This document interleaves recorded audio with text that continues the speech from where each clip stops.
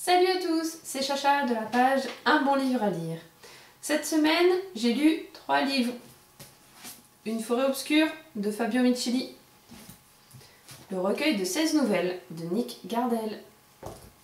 Et Les morsures de l'ombre de Karine Gibel. On va commencer par Une forêt obscure de Fabio Micheli. Que dire? C'est un très bon livre. Je lui ai décerné pour moi un 17 sur 20. Donc pourquoi 17? La première moitié était à mon avis un peu lente. En même temps, avec la quantité de personnages, la façon dont tout est relié, la façon dont chacun est un peu responsable de tout et de rien, il a fait un travail extraordinaire sur la deuxième partie. C'est vraiment le dénouement et c'est un petit peu le « quand il n'y en a plus, il y en a encore ». Parce qu'on a l'impression d'être à la fin du dénouement, qu'il y a encore un retournement de situation. Et encore une fois, il nous donne une autre facette d'un autre personnage. Et on avance et on progresse. Et c'est un livre que quand on finit, on sait tout ce qui s'est passé. On ne reste pas sur notre faim, on se pose pas trop de questions à savoir au final est-ce que lui s'en est sorti, est-ce que ceci, est-ce que cela. Non, il répond à toutes nos interrogations dans la deuxième partie. Et la façon qu'il implante le décor, ça explique le côté un peu long qu'on peut ressentir, mais le décor est vraiment très bien implanté parce qu'on a l'impression d'être dans le village, d'être dans la forêt. Les personnages, on a l'impression de les connaître parce qu'ils sont bien décrits, parce qu'on voit leur côté sombre et puis leur côté plus clair de chaque personnage. C'est vraiment un très bon livre que je conseille. Je m'attendais à quelque chose d'un peu plus gore, d'un peu plus sombre. Et au final, il se laisse lire très facilement. Fabio Micheli a une très bonne plume, c'est léger, ça suit. C'est franchement quelque chose de bien. Donc pour résumer, c'est deux enquêtrices qui se retrouvent reliées parce que elles ont deux enquêtes chacune différentes qui en fin de compte ont un point en commun. Donc elles se retrouvent reliées, elles ont affaire à des hommes qui manipulent d'autres personnes depuis très longtemps. Ils ont tous des preuves sur un peu tout le monde, donc personne dénonce personne. Et puis au final, en menant une enquête, le fait de lancer un peu un pavé dans la mare, ça déclenche toute une série d'événements et c'est complètement addictif. Un très bon livre. Donc voilà, mon avis sur Une forêt obscure. Je vous le conseille forcément. En parallèle, sur ma jolie Kindle, je lisais les 16 nouvelles de Nick Gardel. J'ai décidé de lui attribuer un 16 sur 20. C'est quelque chose que j'aime beaucoup les nouvelles parce que c'est court, ça se lit entre deux livres, ça permet de souffler un petit peu, on n'est pas obligé de s'attacher aux personnages, de se souvenir de ce qu'on avait lu avant parce qu'elles sont toutes indépendantes. C'est quelque chose que j'ai beaucoup aimé. C'est léger, il y a des meurtres, en même temps il y a de l'humour et des trucs plus énigmatiques. Il y a plusieurs histoires qui m'ont marqué. Il y en a un qui se retrouve à voler une pièce de collection et qui arrive à mener en bateau toute une équipe de détectives privés. Il y en a une qui pensait faire le mal et qui au final se fait piéger.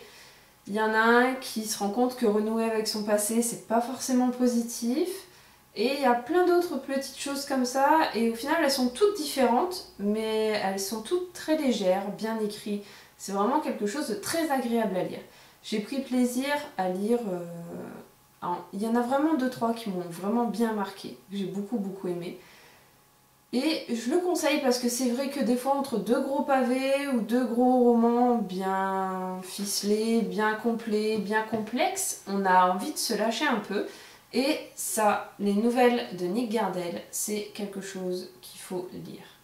Ça fait passer le temps, ça détend, c'est vraiment léger, il n'y a pas besoin de réfléchir, il faut vraiment prendre comme il vient et il a une très belle écriture.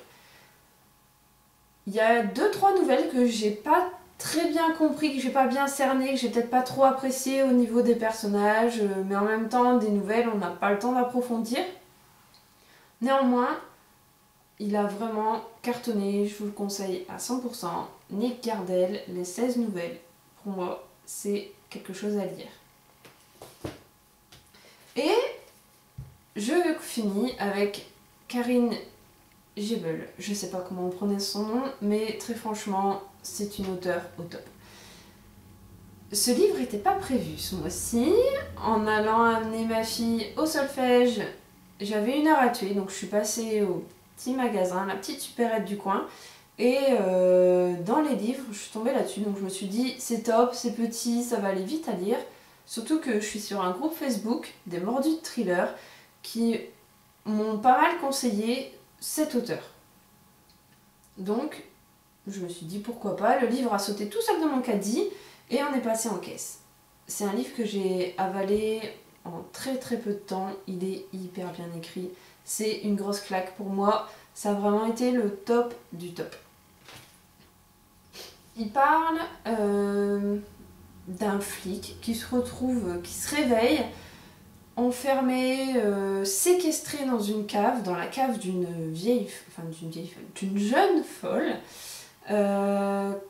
qui est persuadé qu'il a commis quelque chose de terrible. Lui, il s'en souvient pas, il sait pas de quoi il parle, et vraiment, c'est une plume qu'on a envie de lire. On a besoin de tourner la page pour savoir ce qui se passe après. On s'inquiète pour lui, on est stressé du début à la fin, du premier au dernier mot.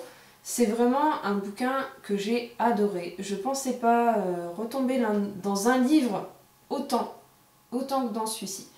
Donc, c'est une auteure que je vais continuer de lire. Je sais qu'elle a sorti plusieurs autres livres. Je vais pas me gêner pour aller les acheter et pour savoir ce qu'il en est. Je vous la conseille à 100%. Celui-là, je lui ai mis un 18. Pour moi, c'est vraiment quelque chose d'excellent. C'est très rare que j'arrive à me plonger autant dans un livre dès le début. J'avais besoin de savoir la suite, j'avais besoin de savoir la fin. Et vraiment, je le conseille à 100%. N'hésitez pas, ça se lit vite, ça se dévore. C'est un très très très très très bon livre. Vraiment, allez-y, foncez. Il y a une petite anecdote derrière qui dit un roman glaçant qui ferait passer Misery de Stephen King pour un roman d'ado. J'ai adoré Stephen King, quand j'ai lu ça, j'ai pas hésité, j'ai pris, et franchement, c'est vrai. Pourtant, Misery, c'est quand même pas mal, mais là, niveau séquestration, torture, elle a vraiment fait quelque chose de top. Venant d'une femme, allez-y, achetez, n'hésitez pas, foncez. Les morsures de l'ombre. Je voudrais vous parler aussi de ma palle du mois d'octobre.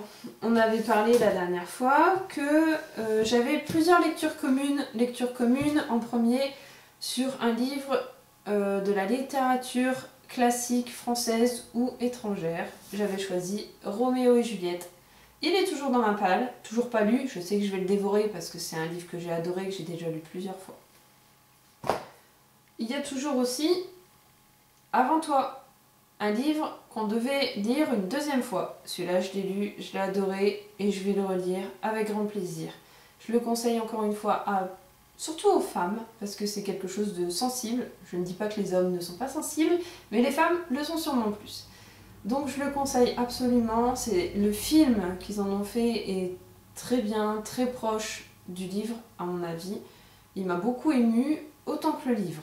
J'en ai eu la même émotion à la fin et j'ai vraiment trouvé ça superbe. Donc, je vous le conseille aussi. Pour moi, je vais le relire. Avant toi, de Jojo Moyes. Très, très, très belle histoire. J'ai une lecture commune aussi avec une autre booktubeuse, Séverine Lanté, qui me demandait de lire du vieux King. Dans les vieux King, j'avais choisi Bazar, qu'il va falloir lire à partir du 15 octobre. Vous pouvez très bien aller sur son Facebook, Séverine Lanté, ou sur sa page Il est bien ce livre, pour vous inscrire pour la lecture commune de Stephen King. Moi, je vais choisir Bazar et Misery, qui va très bien coller avec les morsures de l'ombre que j'ai lu il n'y a pas longtemps. Au moins, on pourra voir la différence. Et j'ai reçu ce matin La fille du train. Ça faisait un moment que je louchais dessus. C'est un livre qui m'a tiré énormément. Pareil, ils en ont fait un film qui va sortir ce mois-ci au cinéma. C'est une femme qui prend le train, qui voit toujours les mêmes personnes, qui leur imagine une vie, et il y a une jeune femme qui disparaît.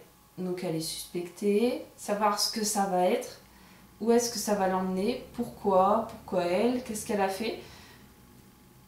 J'ai bien avancé depuis ce matin, j'ai déjà lu les 70 premières pages. J'aime bien. C'est très fluide, on a envie de savoir ce qui va se passer parce que dès les premières pages on se rend compte que les personnages sont liés. Elle s'en rend pas compte, mais la fille qu'elle regarde constamment aux mêmes heures en passant en train, c'est une fille qui est liée plus ou moins avec elle, avec son passé et tout ça, et on se demande vraiment ce que l'auteur va pouvoir leur imaginer comme suite. Donc La fille du train, pour l'instant je peux pas dire si je vous le conseille ou pas, mais en tout cas j'aime beaucoup l'écriture de l'auteur. Et je vous en donnerai des nouvelles à mon avis lundi prochain dans la prochaine vidéo. Voilà, je vous remercie de m'avoir suivi et puis je vous donne rendez-vous lundi prochain pour mon autre bilan lecture de la semaine. Bye bye!